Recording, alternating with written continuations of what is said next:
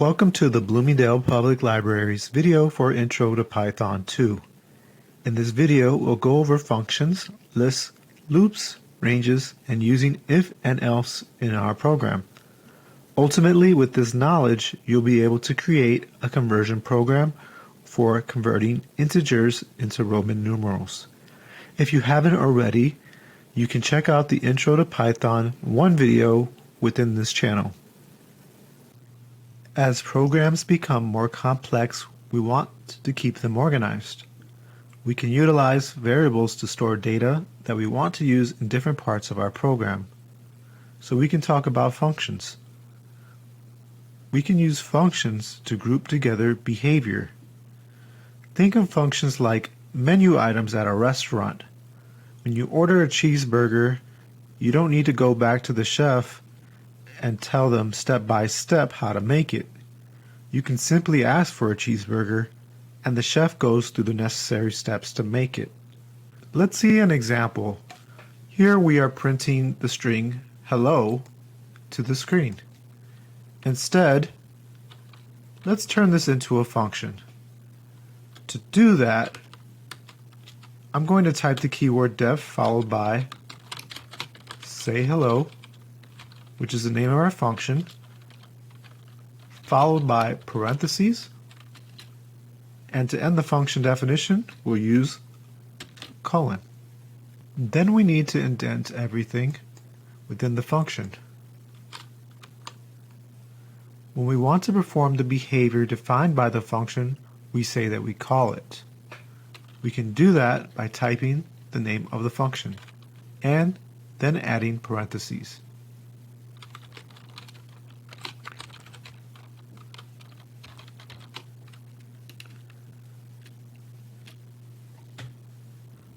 Let's add a space there, and then we have to save.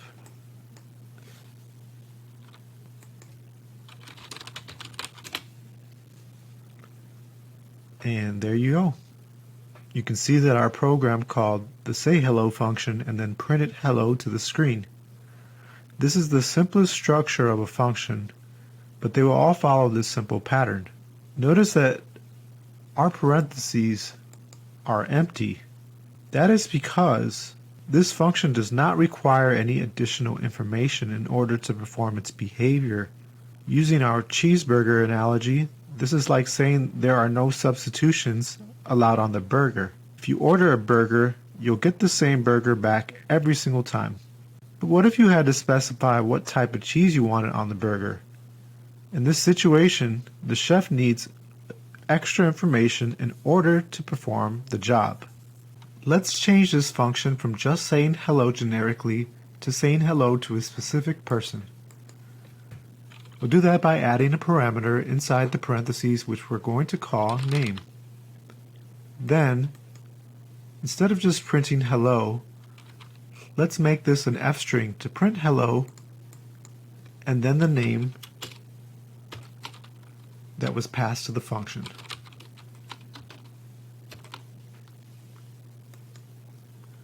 When we call the function, we now need to provide the function with an argument.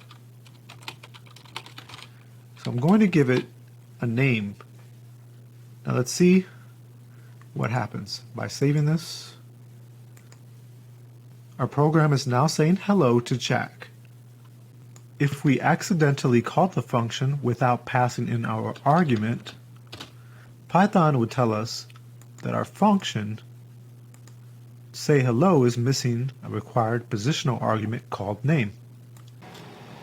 Functions can have more than one argument. I wrote a function here that's called describe yourself. It includes a name and an age because this function is going to accept a name and an age. We can print using an F string the person's name and their age. Now in order to call this function, we pass in both the name and the age. So we can go ahead and run it, make sure we save it. And the program now outputs, my name is Jack, my age is 49. So we now have another powerful tool in our Python tool belt to help keep our programs organized and clear. Similar to how we can reuse data using variables, we can reuse behaviors using functions. Let's talk about another important concept in Python and programming in general. Lists. Why are lists important? We often want to group similar things together so that we can perform operations on them. For example, Instagram keeps a list of the people that are following you so that they can display it on your profile. Or think about your messaging app. You have a list of people that have sent you messages as well as a list of messages that you've sent. Whenever we need to organize information and access it in a specific order, we turn to lists. Making a list in Python is really easy. We separate our values with commas and wrap them in square brackets. Here are 4 examples of lists in Python. The first one is just a list of numbers. The second one is a list of strings. We can also combine different data types, which is what you can see in the third example here. And here we have a list that contains 2 lists. If we want to access the individual elements of a list, we use something called an index. An index is just the position of an individual element. In most programming languages and Python, we start counting indexes at 0. Therefore, the first element of a list is set to have index 0. Let's try to print the first element of the pizza toppings list. In order to do that, we'll use our print function to call the list and then access it using the square brackets again and index 0. We saved our program and ran it, and as you can see, the program output the first element of the pizza topics list. Another concept I'd like to share with you in Python is called loops. What if you had 100 pictures that you wanted to download but there were no download all buttons around? What would you do in that case? Well, you would probably open up each picture one by one and click download. Or what if you wanted to send the same text message to a list of 100 people but you didn't want it to be a group text? Again, you would gather the list of phone numbers you wanted to text and one by one send a message. One of the great things about Python and programming languages in general is the way that it can help automate tasks like these. And one of the ways that we do that is through the use of loops. Just in the same way that we would go through every picture and click download, we will give Python a list of items and then it will go through one by one and perform an action. In this program, we have created a variable called pizza toppings and stored a list that includes 3 items: cheese, pepperoni, and mushrooms. We are then printing the variable, so let's go ahead and run this program. There it is, cheese, pepperoni, and mushrooms. As you can see, it outputs the list in a list format with the square brackets and the commas. What if instead we wanted to print each individual element in the list without the quotation marks and without the square brackets? To do that, we will use a loop. So as you can see in the second line, I have already started. We're going to use the for keyword and then pick a variable name which Python will use to store each element of the list as we loop through it. In this case, we chose the variable topping. We then say in, followed by the name of the list that we want to loop through. So we'll then indent our print statement, and instead of printing the whole list, we're just going to print the individual element.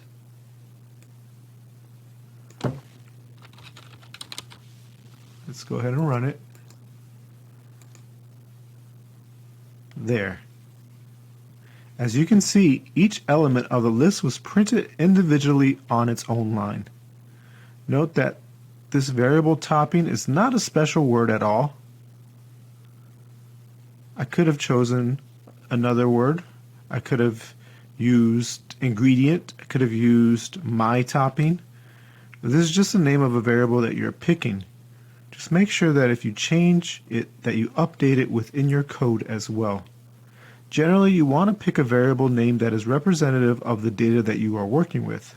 So moving on, while still keeping some of the original code that we had, I made some adjustments. So we stored a new string in a variable called message, and I used an F string to type out that I would like to have each topping on my pizza, and I want this to print that message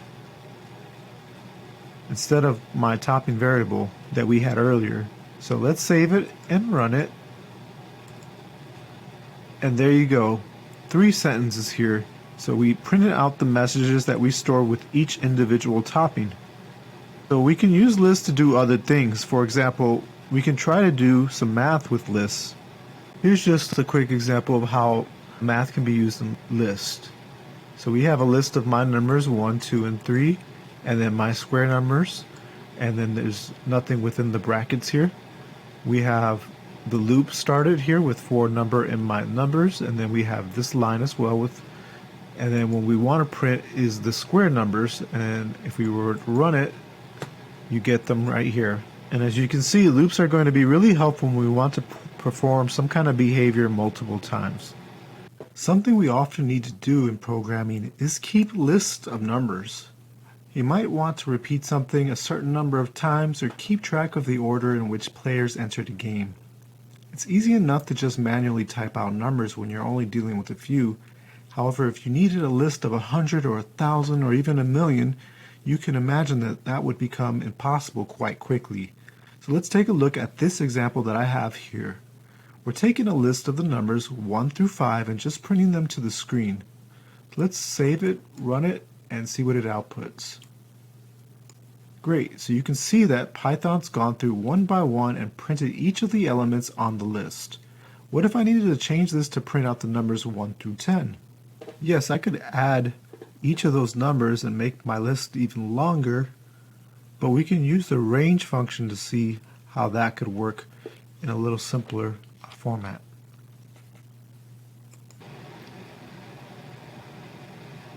Okay, so we'll go ahead and run this. So we have for I in range, and then a parentheses 1 comma 10 parentheses colon, and then print. And then when I ran it, we had the numbers print out 1, 2, 3, 4, 5, 6, 7, 8, 9.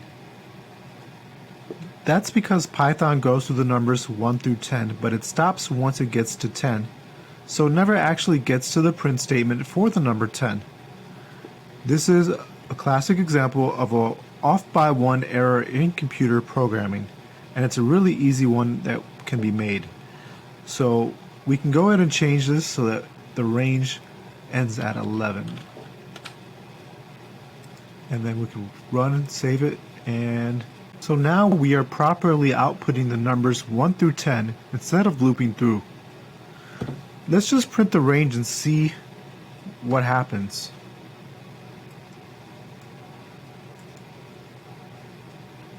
As you can see, Python didn't actually print out the numbers 1 through 11, it just printed out range and then 1 and 11. If we wanted to turn this into an actual list, we could do that by using the list function. So let's go ahead and do that.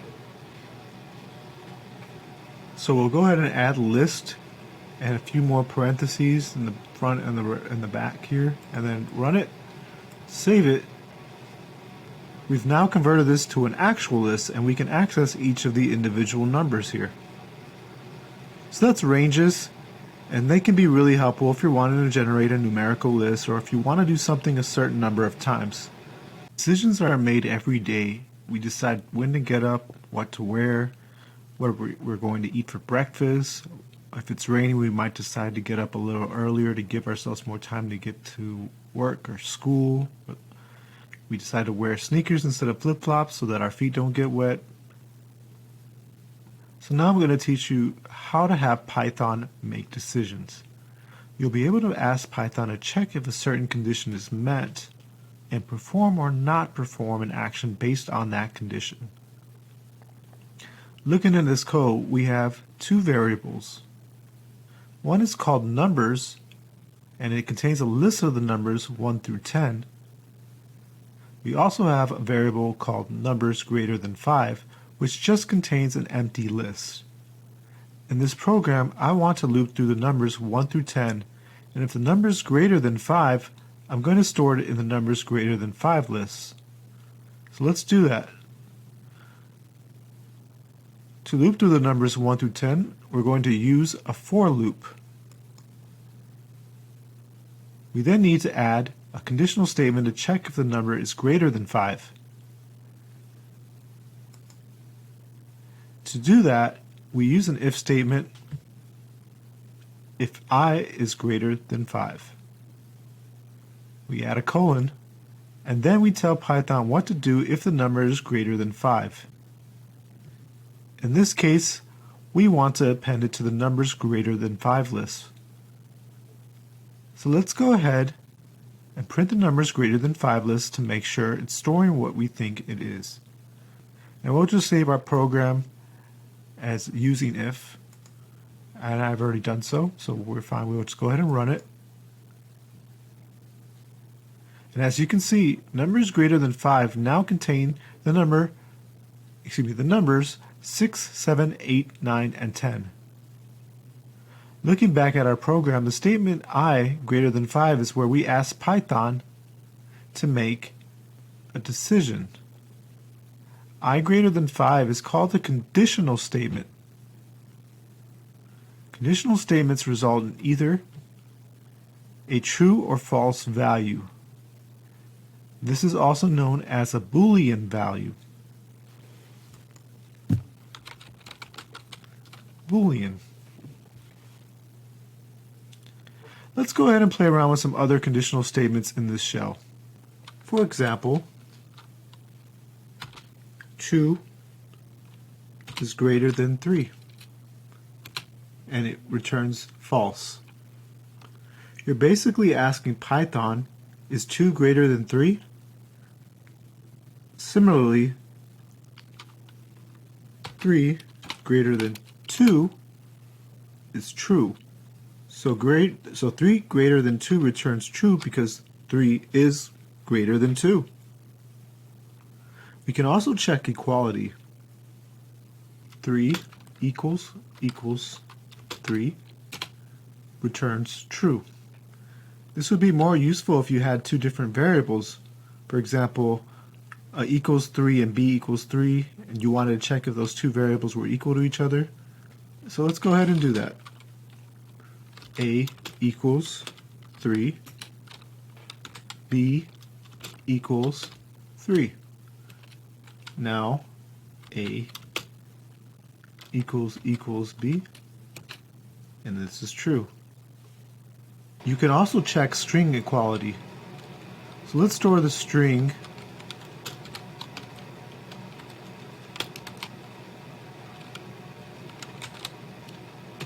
baby and lion, and let's check to see if both come out the same, and nope, they are false. When we make a decision, we're often deciding between taking one of at least two actions based on that current condition. For example, if it's snowing outside, I might want to put on a down coat, but if it's not snowing, I might want to put on a sweater. But it really depends on the situation. If it was raining, I might want to put on a rain jacket, but if it's not raining, I might not need that jacket.